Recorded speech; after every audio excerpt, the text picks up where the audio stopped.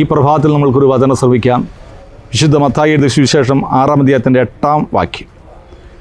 നിങ്ങൾ ചോദിക്കുന്നതിന് മുമ്പ് തന്നെ നിങ്ങളുടെ ആവശ്യം നിങ്ങളുടെ പിതാവ് അറിയുന്നു. വളരെ മനോഹരമായി കർത്താവ് പറഞ്ഞിരിക്കുകയാണ്. നീ ഒരു കാര്യം ചോദിക്കുന്നതിന് മുമ്പേ തന്നെ നിൻ്റെ പിതാവ് അറിയുന്നുണ്ട്. എന്നാൽ നീ അറിയണം നിൻ്റെ പിതാവ് ആരാണെന്ന്. ഒരുപാട് പ്രാർത്ഥനയിലൂടെ കിട്ടാത്ത ഒരുപാട് കാര്യങ്ങൾ നമ്മുടെ ജീവിതത്തിലുണ്ട് എന്നുള്ളത് ശരി തന്നെ. എന്നാൽ ഒന്നും ദൈവം മറന്നു പോയിട്ടില്ല, അവൻ മറക്കുകയുമില്ല. നിന്നെ അവൻ അറിയുന്നു, അവൻ നിൻ്റെ പിതാവായതുകൊണ്ട്.